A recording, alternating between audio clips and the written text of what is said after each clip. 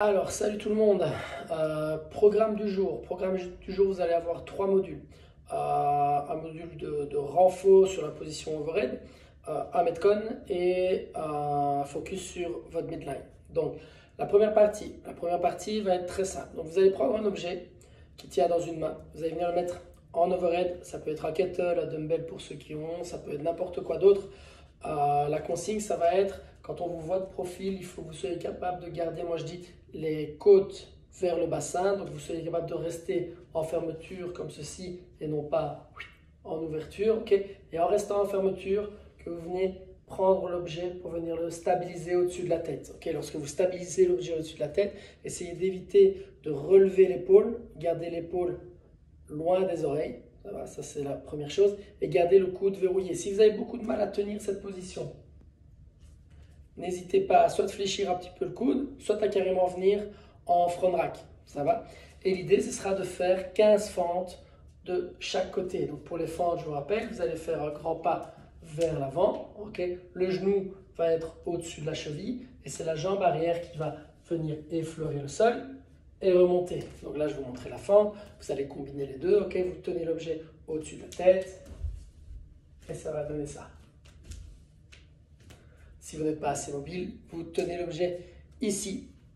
15 répétitions de chaque jambe. 4 fois. 15, ouais, c'était clair. Ça, c'est pour la première partie. La deuxième partie, ça va être un AMRAP. Un AMRAP de 15 minutes. Où vous allez faire des jumping lunge. Donc, vous allez faire exactement la même chose que ce que je viens de montrer. Sauf que lorsque vous allez effectuer le changement de jambe, vous allez sauter pour ceux qui peuvent. Hop.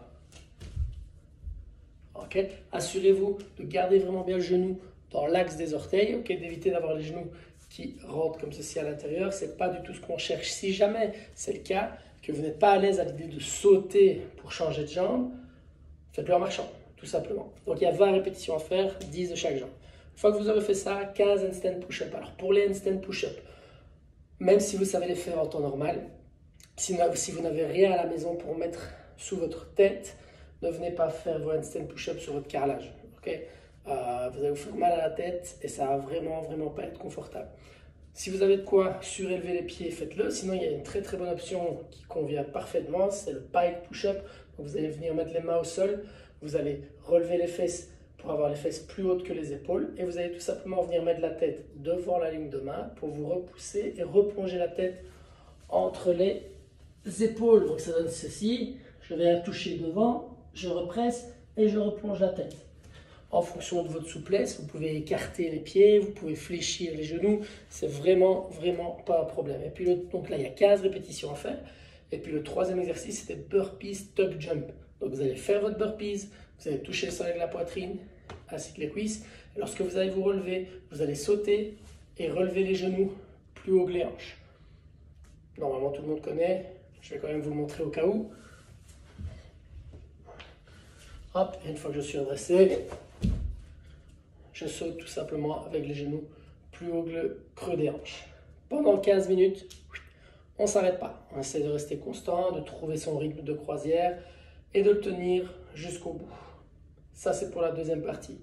La troisième partie, vous allez devoir faire 45 secondes de planche latérale d'un côté, 45 secondes de planche latérale de l'autre côté. Et pendant 30 secondes, vous allez faire du hollow rock. Donc pour les planches latérales, que ce soit à gauche ou à droite, le coude sous l'épaule, relever le bassin, okay, pousser les hanches vers l'avant et on va tenir. Voilà. Si vous n'êtes pas assez stable, plutôt que de superposer les pieds l'un sur l'autre, vous pouvez les mettre en décalé. 45 secondes d'un côté, 45 secondes de l'autre. Et sur le hollow rock, vous connaissez les options maintenant, mais je vous le rappelle.